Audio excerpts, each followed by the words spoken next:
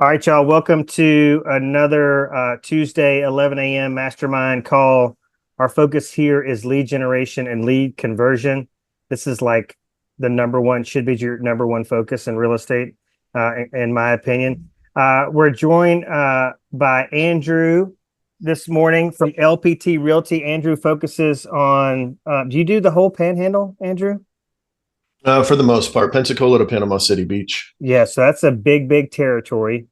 And we're going to specifically talk to him about YouTube. All right. So I've got 5 questions for Andrew, and they're going to be really basic. All right. Because, we're not going to really get into like a lot of technical stuff today.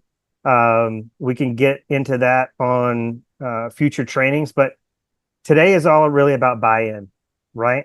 You need to hear from somebody who is having success with this platform in order to create commitment. So right now we've got a bunch of people that are just interested all over the place. They're just interested in a lot of stuff, interested in doing this, interested in doing that.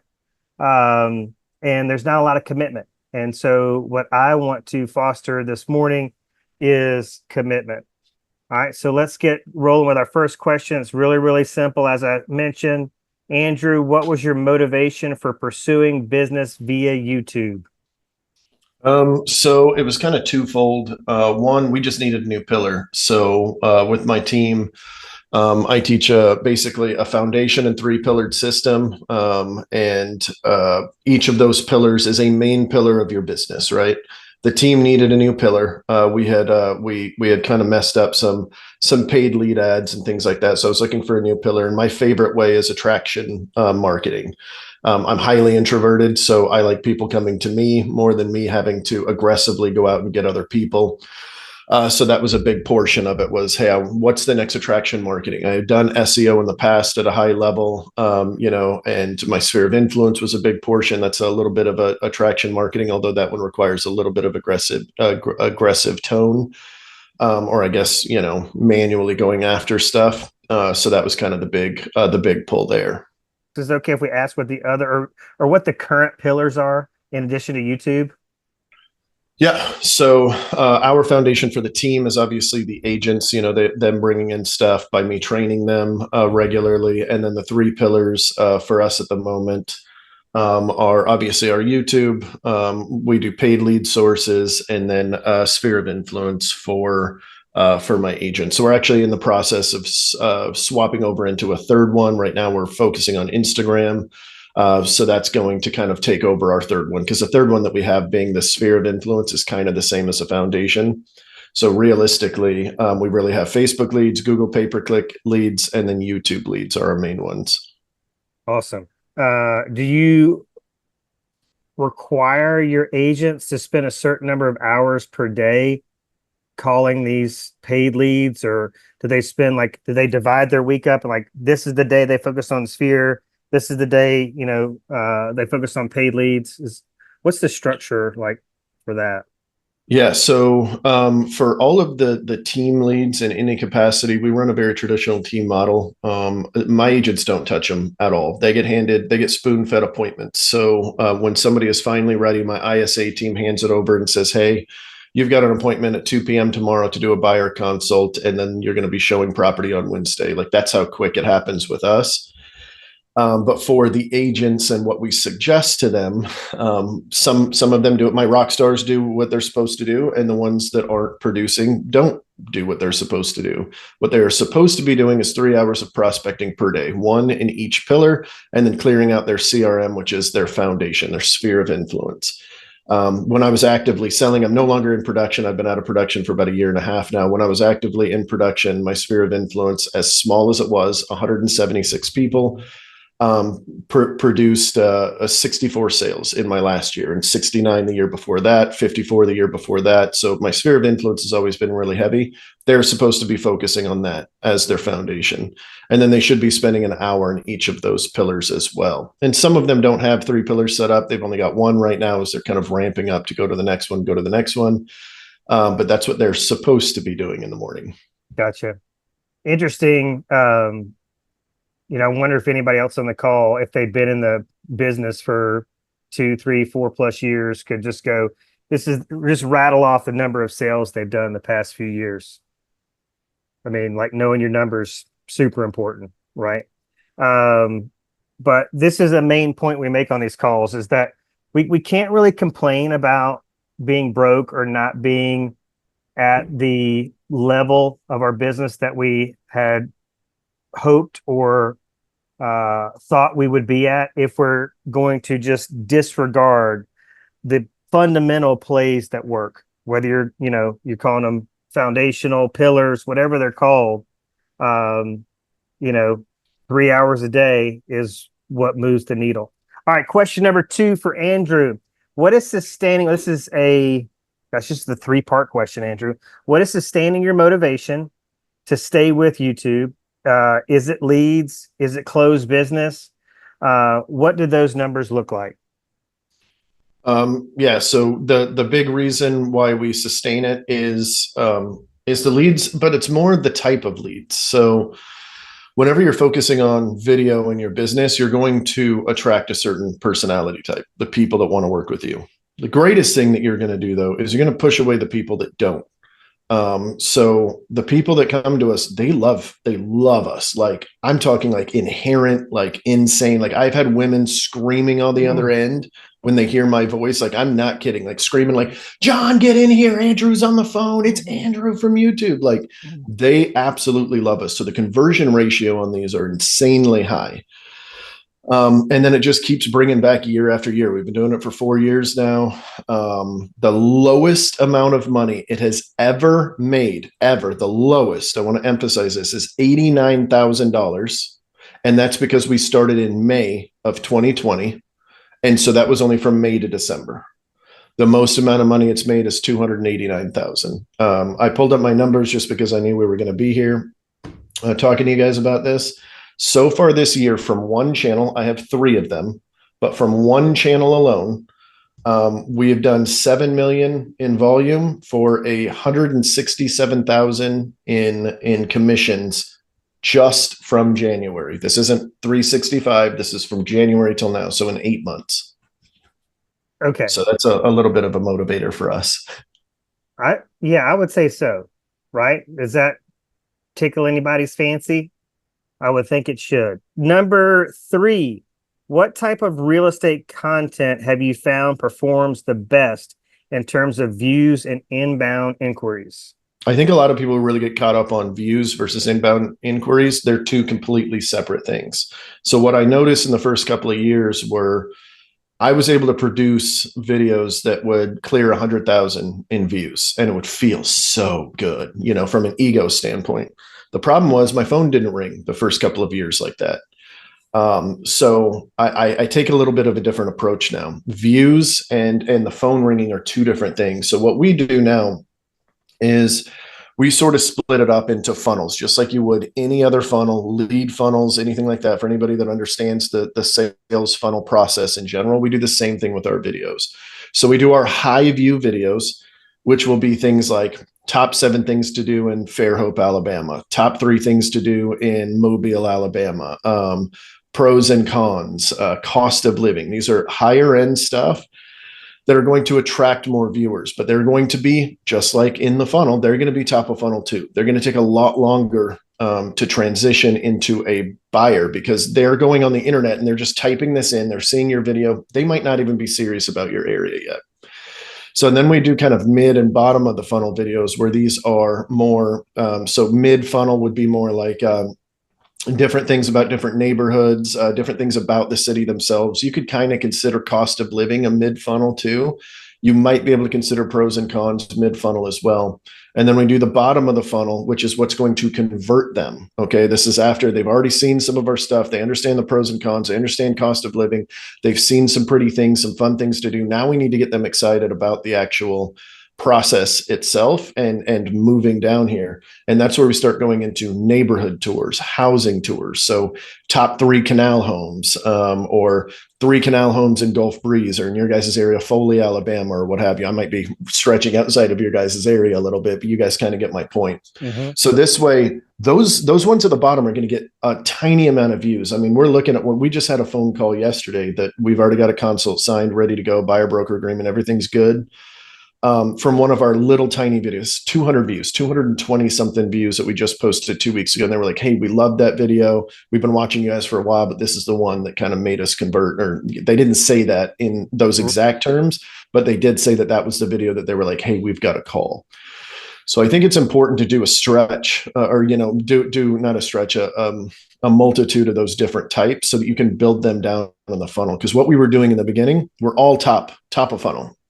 And it was great for views. It felt so good. We were getting like 45,000 views a month by just doing one video a week, which doesn't sound like that much compared to like a Mr. Beast or any big channel. But for something hyper targeted, it was a lot. But the problem was our phone wasn't ringing near as much. I was only earning $150,000 a year from it that year. And then that's when we kind of changed it up, and that's really boosted it up. This year will be our best year.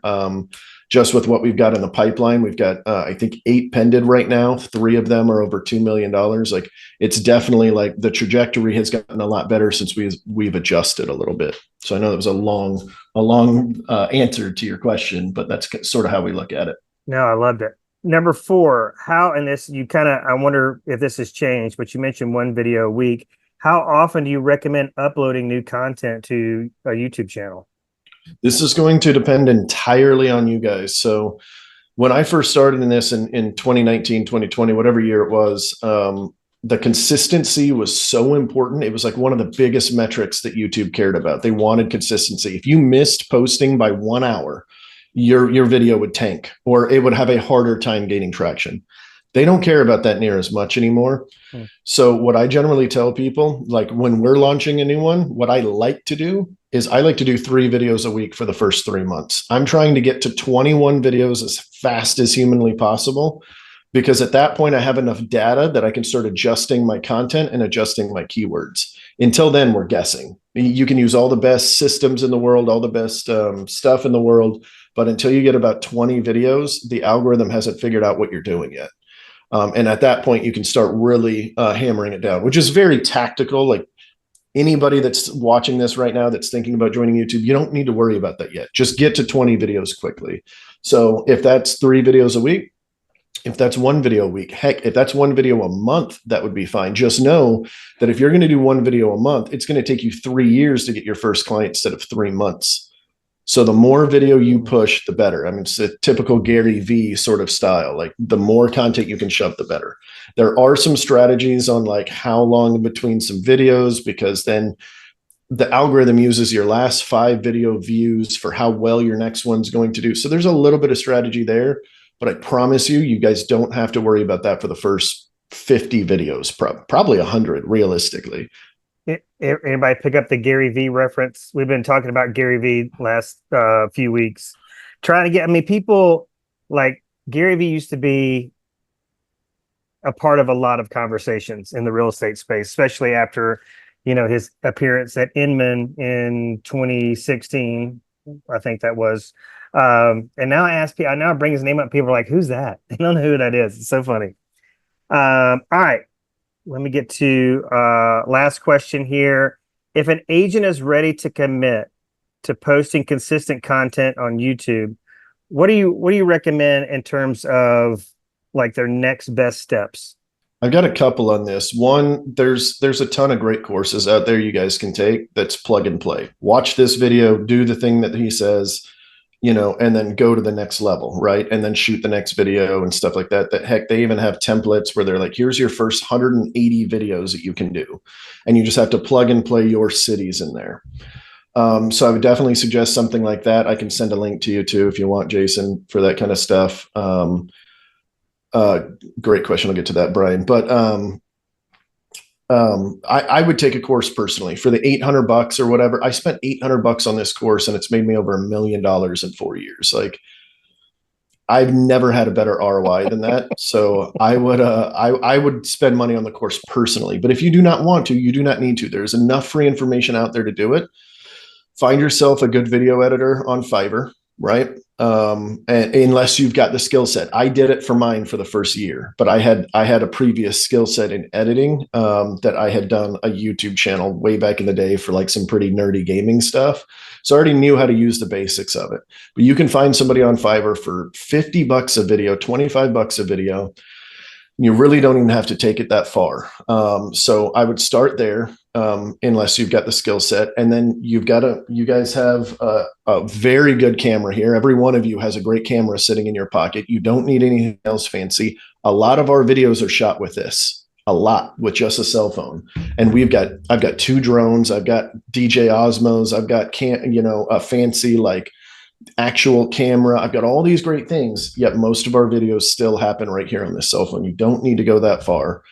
A lot of people really get caught up in, hey, do I need all the gear? Do I need the really cool microphone? Do I need great whatever? Yes, you can get that stuff down the road, but make some money first. So some of the guys that I coach, they literally just flip their webcam around and they just do a video right here sitting in their office. And I've got one of my guys on his 3rd video to already rank in top, I think it was 7. I think he had 7 keywords. He was the #1 video on for those keywords. And he had about 20 different keyword sets that he was in the top 20 of or better.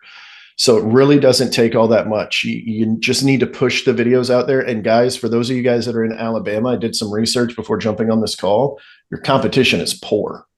Like, you guys have a gold mine sitting in front of you. You have one EXP team, a husband and wife team, that is doing fairly well. Other than that, you just don't have that much. There's a couple here and there. There's some people that are inconsistent. I spent about an hour searching for different stuff, all from Mobile, Foley, Daphne, all the way down to the shores. And there just wasn't that much. So you guys have big opportunity. Even if there's somebody else watching, it's in another state, maybe in another area, and you do have a bunch of different competitors in there, please note that the people are going to go after you. They need more options. They want to match with a personality. Okay, they might not like those people. I've got another guy here in my space. He's my best friend in the world. We took the training at the same time.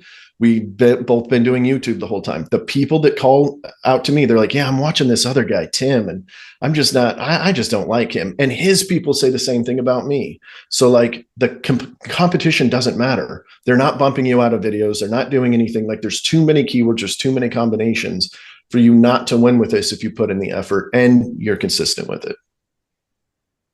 All right, let's get to Brian's question about shorts versus long form. Yeah, if you're going to do shorts, please put it on a different channel.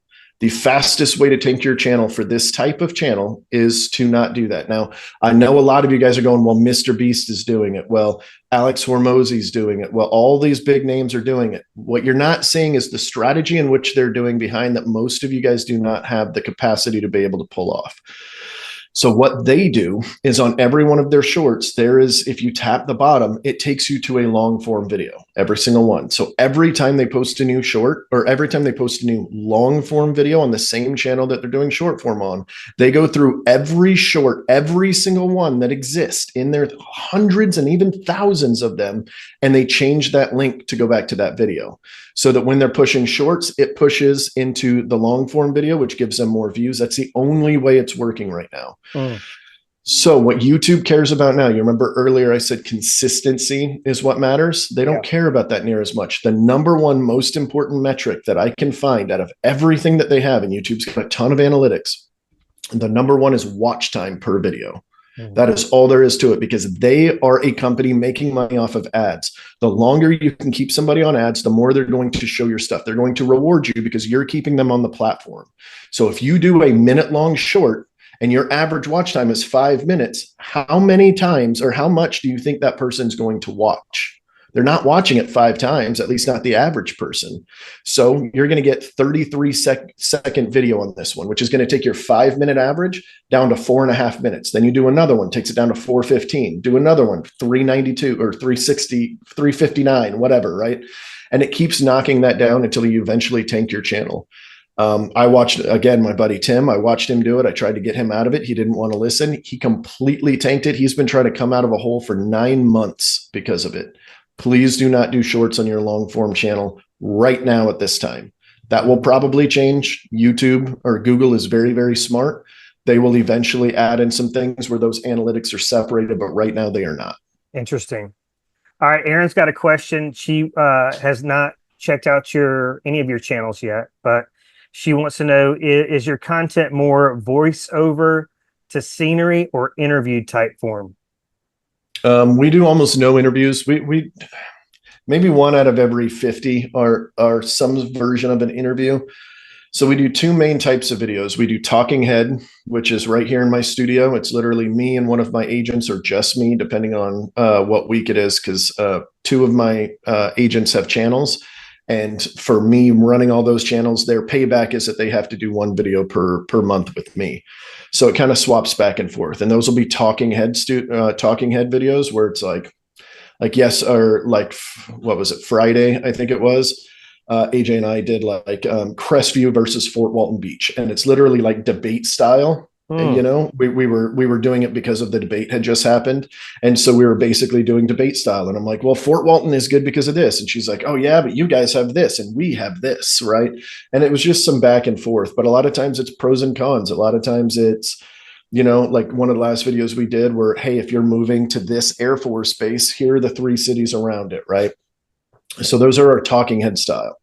Normally the talking head style, I'm going for top of funnel, kind of like I was mentioning before. I'm trying to get more people awareness of the channel. Then I'm going to feed them that middle to bottom of funnel. And these are going to be out and about in neighborhoods. This is going to be like us going to see canal homes in the area, like, hey, because we're in a beach town as well.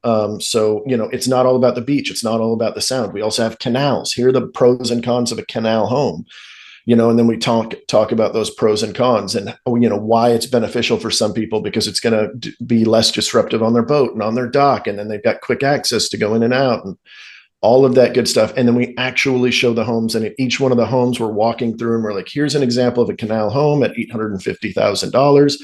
And then we go to another house. Here's an example at 950 or 1,000, or, you know, 1,000,000 or what have you. And then that's basically it. Or like, hey, here's a great neighborhood. Here's a big neighborhood, Kelly Plantation, this huge neighborhood that has all of these great things. It's got 3 golf courses. It's got, you know, all of its amenities. It's, you know, horseback riding. It's got all of this stuff right here, you know, basically close to the Gulf, a half a mile from the Gulf of Mexico. So the answer is we do a little bit of both. And that was from a lot of experimentation. If you look at my channel from way back in the day, most of them were talking head.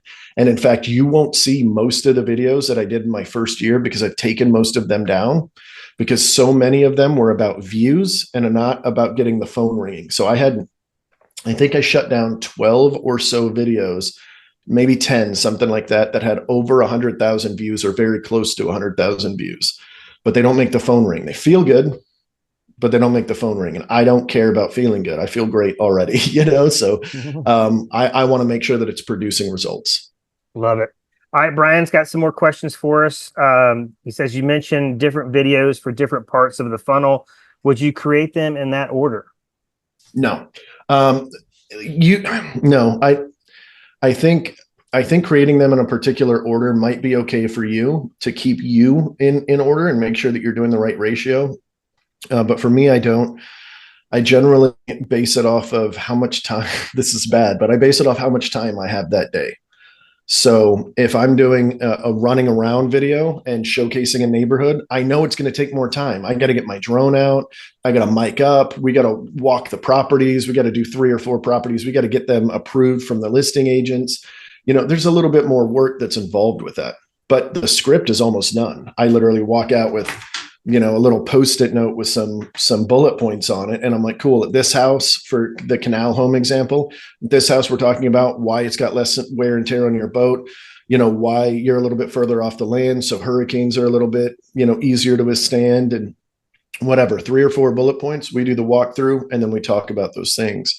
Whereas on the talking head video, I'm doing more upfront research. The script is more research. The keywords that I'm going after are a little bit more research, which don't get lost in all this stuff. I know it sounds very technical.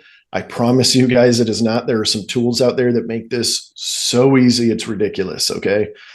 So if you're sitting here thinking like, oh man, dude, I don't want to do all these keyword research and SEO, I don't know any of that, don't worry. There's plenty of things out there to help you with that make it super easy. But there's more research on the front end for a talking head video because I am reaching a wider audience and I'm cognizant of that so that all my keywords can help reach those people. Hey, just real quick, another before I forget, but you mentioned listing agents. So do you have listing agents that are reaching out to you now going, hey, do shoot my property next? Like, is that happening? Or listing, are you finding listing agents that like have no interest in video, no interest in starting a YouTube channel?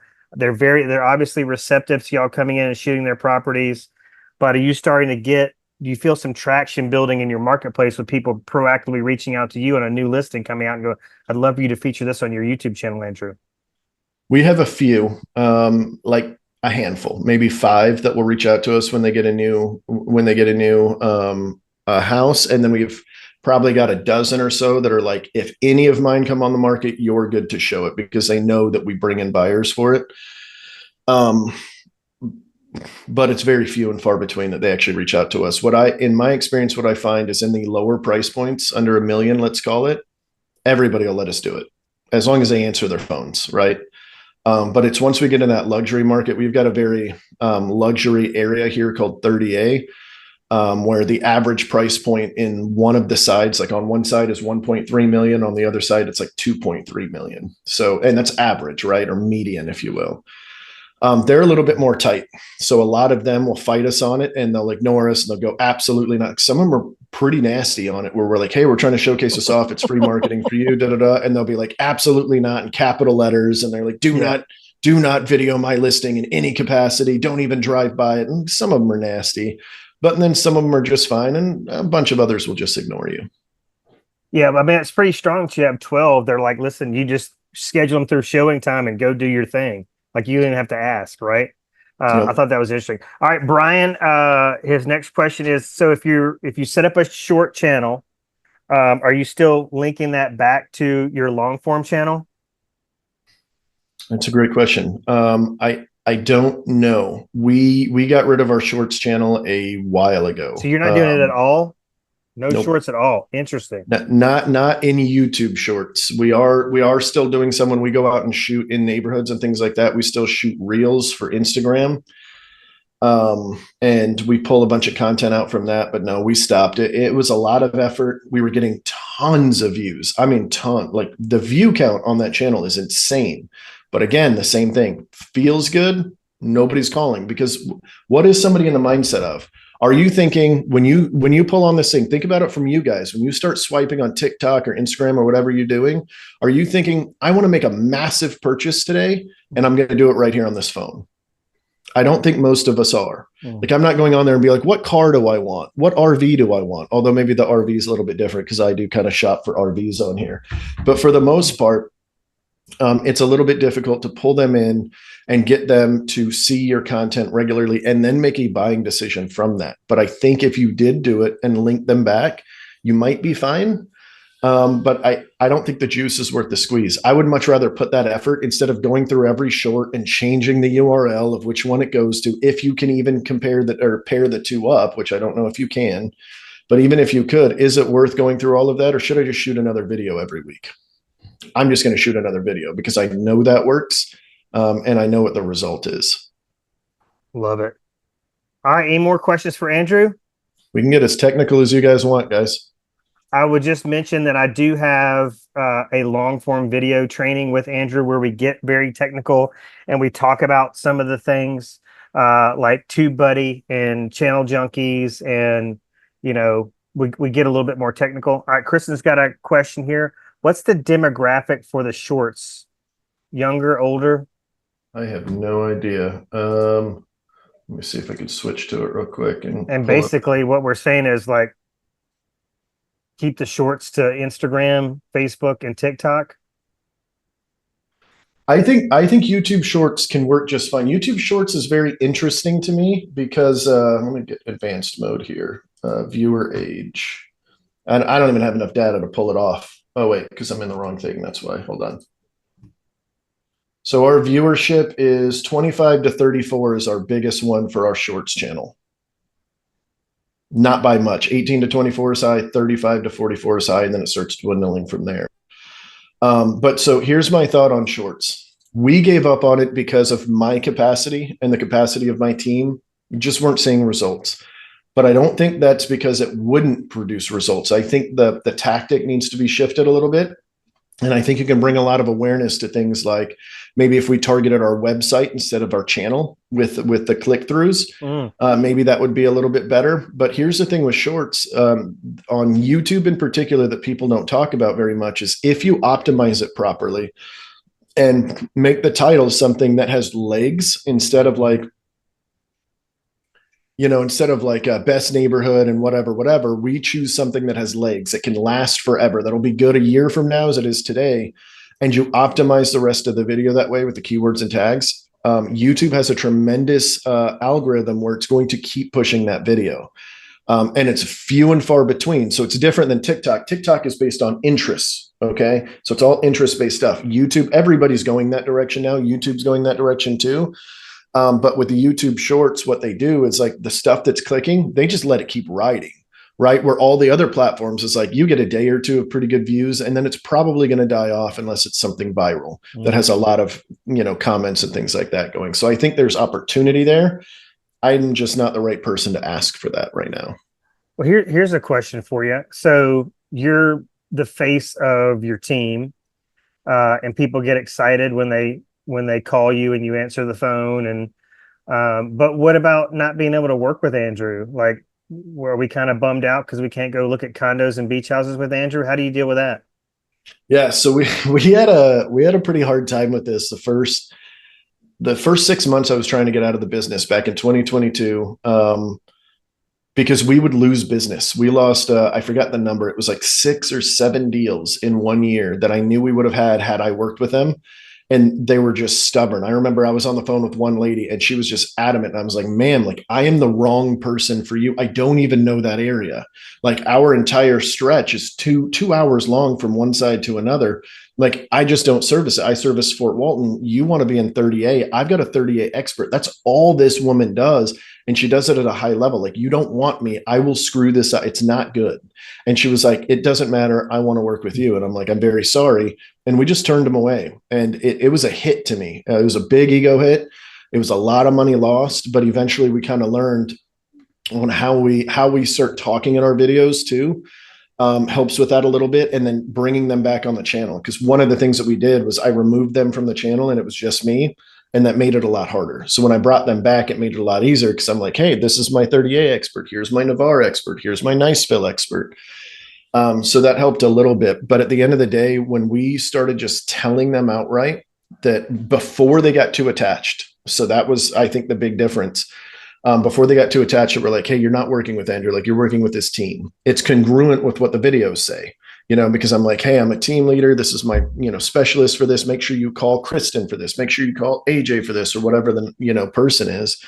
And so now we don't have an issue with it at all. In fact, I don't think we've lost one or even had anybody fight us on it in probably a year. I bet that's amazing for recruiting and retention on your team. It would be if we utilized it like we probably should.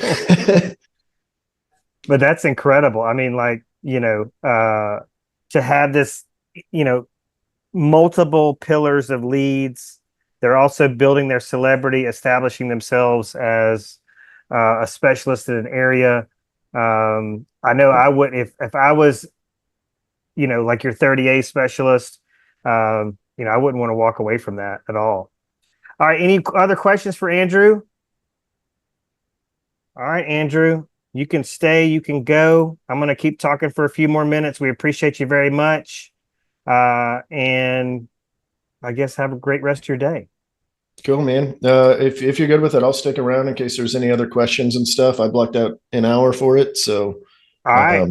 Well, we certainly do appreciate that. So just hang tight. If you guys have questions for Andrew, he's going to stick around. So just keep putting them in the chat, and we'll kind of discuss this a little bit more. He just put in the chat the titles of his 3 channels. In case you weren't picking that up, like I had one, when I met Andrew, I had one YouTube channel and I was doing real estate training videos on it. I was doing neighborhood tours, listing tours. It was just a melting pot of content. I didn't know any better. And I thought I was doing something. I thought I had corrected it because I went back and I was like, all right, I'm going to create these channels playlists within my channel, and I'm going to start categorizing everything. So I spent a ton of time doing that. And then Andrew was like, no, that's not, you need a specific channel for training, and that's all that goes on the channel. You know, you need a specific channel for a specific area. So one of the things I think we really, really need to focus on here is specialization. Okay. Having a target that you're consistently aiming at for your channel. So, Brian, I don't know if there's an area of Birmingham where you like are laser focused on, but let's just say, I don't know, that's Crestwood or something, you know, like, and so you just need, it's all about that. You have one channel, it's all about Crestwood. And then, so Crestwood and Mountain Brook are close together. You don't want to combine those two channels. You want to have a Mountain Brook channel and a Crestwood channel. So make sure you get that straight. Correct, Andrew? You can just nod or whatever. Yeah, like one channel per specific area. Yeah, and don't put any of the real estate stuff. This is a big mistake I see a lot of people do. Oh, here's what to look for in a home inspection. If somebody's going on YouTube for that, it's just because they are already in escrow and they do not need your services. You are doing that video for nothing. That person is not somebody you can transact with. So nothing about title. We don't do market updates as much anymore. We might do one a year, but even those I don't like doing. So I would stick away from those. Sorry, man. No, hey, and real quick, do you get any money from YouTube? Do you get any money from Meta? Are you getting paid from any of these platforms? Not at this time, and that is because I never optimized them for it, or I never monetized for them. I'm going through the process on our main channel right now. We should be making about 2,000 a month, 1,500 to 2,000 a month from the channel, based on Social Blade and some other analytics and stuff. But we're just now going through the process, and the reason being is because previously YouTube, if you didn't monetize, you had an option to take off the ads. And I just wanted them to get information as quickly as possible. I didn't want any ads getting in the way. Well, they got rid of that. And now there's ads regardless if you monetize or not. So now we're doing it just to do it. Yeah. And so that'll be a big offset to your VA cost. So that would be awesome. All right. So just keep in mind, if you got questions, let's ask them. I'm not sure if this is on the long form video or not, but I wanted to mention it. I know that when we start talking about this kind of stuff, the technical aspect of it can turn you off. All right, even though, Andrew said $1 million in 4 years, the least he's made is 89,000. The most he's made, what was it, in a year, Andrew? 289,000. I know these numbers can get you really, really excited. And that's why I wanted him to talk about it, because I want you to get excited and get motivated. I also know how important it is for us to generate inbound leads, a process called reverse prospecting, that a lot of agents that don't utilize technology, most agents are just sphere of influence agents.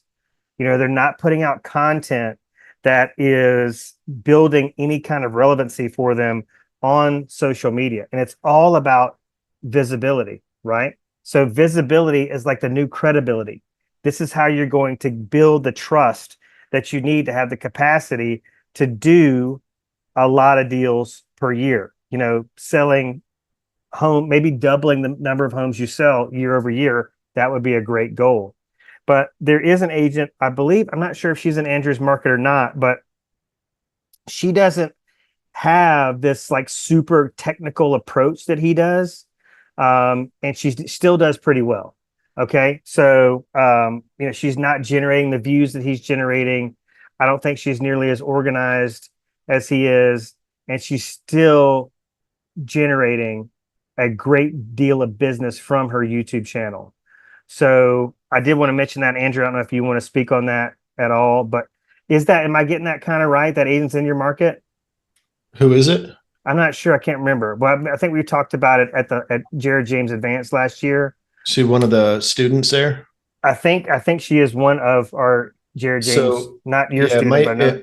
It might be Cassie in Bremerton, Washington, tiny town. Mm, So I always tell people this, and that was a that's good right. question, Kristen, because I get this a lot. Hey, it's not going to work here. It's too small.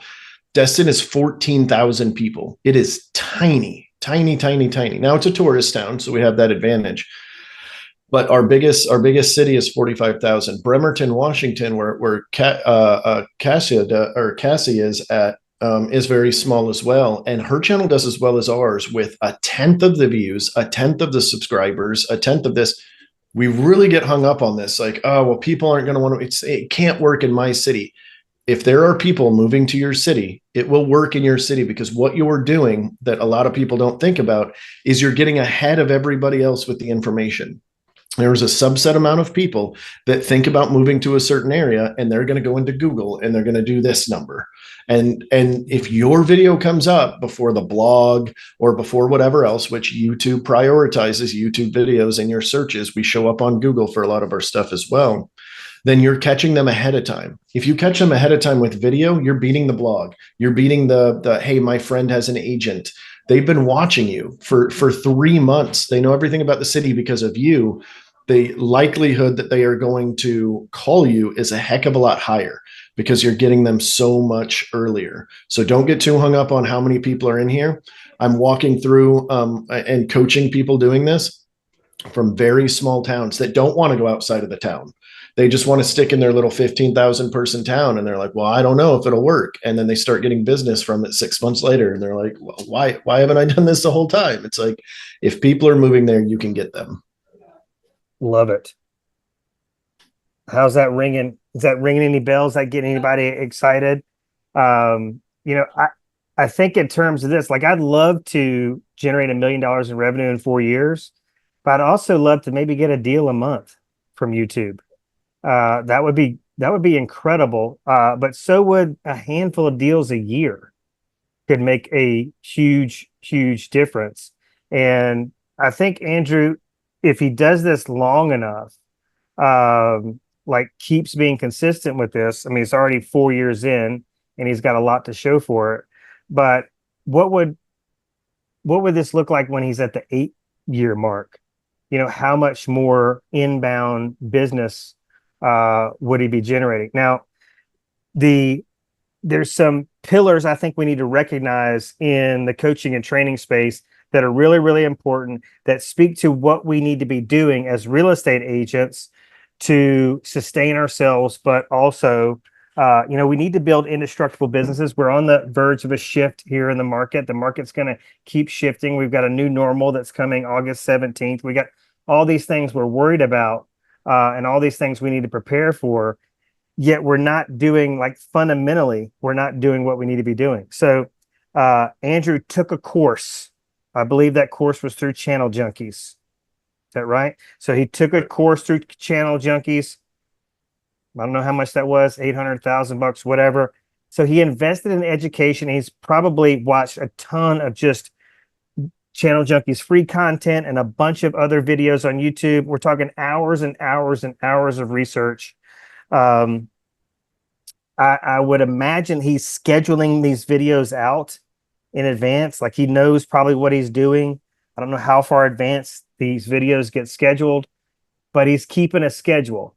Okay. So, if it's, 3 o'clock tomorrow afternoon, he's not wondering what he's going to be doing.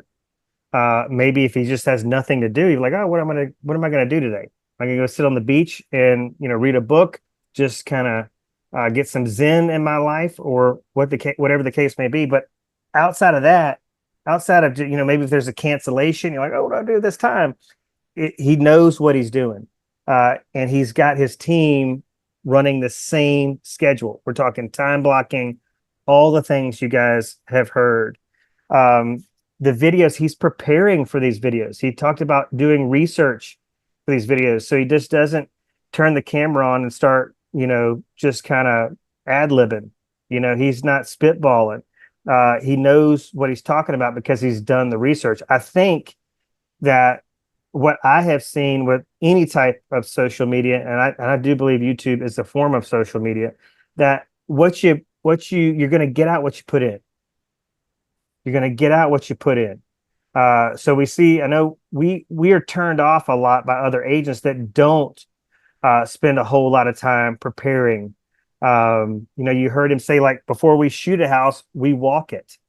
Like, I shot a house with a FISBO a couple weeks ago. It was almost an 8,000 square foot house, and it took an hour for us just to do the walkthrough. So the whole project, with the drone and all of it, was a 3.5 hour deal. So a lot of time went into that video. But I would imagine that, the more you get into this, like, it's kind of fun. Like, how fun would it be to not have to do the actual selling anymore, to just do the production, the research, the creation, and then he's got all these VAs helping him do the editing. So he's not doing the stuff that most of us hate. We love going out there and doing the shooting. We're not all that excited about getting back in front of our computer and doing, hours worth of editing via CapCut. But how nice would your life be if you had this, like, massive revenue stream and a team of people who were doing the stuff that really aren't our favorite things to do in the real estate business? So I think, kind of big picture, that's something to kind of keep in mind of, like, what is the outcome that I am seeking in this business? Do I need more time with my friends, my family? Do I need more time? Am I just working too hard? Am I a workaholic? Do I need to dial that back a little bit? These are all benefits, I think, that could be very, very real, but we need to just not ignore the fact that many of us get up and we're going wherever the wind blows us. There's no direction really recorded, written down. We don't, maybe we have a paper calendar, maybe we have a Google calendar. There's nothing, there's no bumpers keeping us in the lane headed towards the pins. And some weeks we're on, some weeks we're off. And what I want you guys to kind of hear before we kind of round out this call is that, things are not going to change until you change the way you do them. So if you need to be spending a certain number of minutes or hours a day on your self-education and you're not doing it, then you don't need to point the finger at interest rates or a lack of inventory or a shifting market. You need to point the finger back at yourself. We talk a lot here about anybody that's in a professional field. Okay. What do we got going on right now? The Olympics. How many hours a day do these athletes spend honing their craft versus how many hours do you spend honing yours? So if you think of yourselves as a professional sales athlete, there's no wonder why you're really not winning a lot of championships or in our world being recognized on the leaderboard on a monthly basis for your brokerage. So we need to stop deflecting and we need to start internalizing, I believe, and start taking inventory of what it is we're doing and what we're not doing, and then reconcile that and go, all right, well, I've got enough money to live, or the stress of not being able to pay this bill or that bill this month is pretty great, but it's not great enough for me to motivate me to sit down and devise a schedule, much less stick to it. So we need schedules. We need to prioritize our time. All right. We need to have pillars that we're focused on. 3 hours a day. Andrew's got 3 pillars for his agents. 3 hours a day. They're supposed to focus on those 3 pillars, and it's 1 hour per pillar per day. So what's yours? Just devise it. We talk about 10 conversations, but you could have, if you weren't consistently having 10 conversations, but you're consistently having 3 to 5 conversations a day, that would move the needle, right? So it doesn't have to be extreme. It's got to start somewhere. But a big light bulb that needs to go off is just recognizing that it's not the market. It's just you. It's your approach to the market that is either creating a positive or negative result, or maybe it's just flat. So take some personal inventory there. But it's, we've had 2 weeks, or let's say 2 guest speakers in the last month both of which talk about a lot of these things, like the hours they've spent on their preparation, their research, the frequency by which and at which they do things. So it's all very, very, very relevant. All right. Anybody got any other questions? Andrew, you got anything else you want to say before we close out? I just real quick, man, I just want to emphasize again kind of what you're saying. Like we're every one of you guys here volunteered to be here, I would assume, right? Not just here in the training, but in the real estate space. Yet one of the biggest issues that I see with real estate agents is their lack of prospecting. We're the only sales position that I'm aware of on the planet that think people are just going to come to us because we look pretty or whatever the excuse is, right? If you went to a car dealership and the guy inside was like, I'm going to sit on the floor for an hour and then I'm going to play on Facebook for 6 hours. I'm going to go do laundry. Then I'm going to go run a couple of errands. And then I'm going to wonder why I'm not getting any sales. They would be fired in a heartbeat. We're the only salespeople on the planet. And I used to hate the word sales. Like this is coming from somebody that I was always like, I'm a customer service representative. But at the end of the day, we get paid for prospecting. We get paid for making connections. We get paid for making relationships. And real estate agents, for some reason, don't want to. And it's great for me. It's great for my agents. The average person on my team sold 19 homes, which is down from 24 the year before. Like, this is not because we're feeding them a ton of leads. This is because they're doing the dang work. Like, what is wrong with us in this industry that we don't want to go prospect? If you're not prospecting, you're not practicing for appointments, or you're not in appointments, that's your entire job. There is no other job. It doesn't take that long to call to get a home inspection. It doesn't take that long to do the compliance. It doesn't take that long to do all those other things. It's because you're not doing the things that you need to. And if you were working for any other sales position and you're not doing at least 3 hours, and a car salesman does probably 9 or 10 a day. But if you're not doing at least 3, you're gone. You're not going to work there anymore. So hold yourself to a higher standard. If I could, get you guys to see one thing, like, just hold yourself to a higher standard. It doesn't have to be elaborate. It doesn't have to be crazy, but just put in the effort, and you're going to see the wins. I promise you. Yeah. The reality is that you could do this about YouTube. This could be your stance on YouTube. Maybe even this, like, the heck with YouTube. I'm just going to spend an hour a day on my sphere of influence 5 days a week. Your whole freaking life changes. You dump all the leads. Don't buy any leads. Don't buy any equipment. Don't sign up for the Channel Junkies training. Just spend 1 hour a day on your sphere of influence. So you can imagine if you were like, all right, well, now I'm going to spend an hour a day. I've been spending an hour a day on my sphere of influence. I got a full pipeline.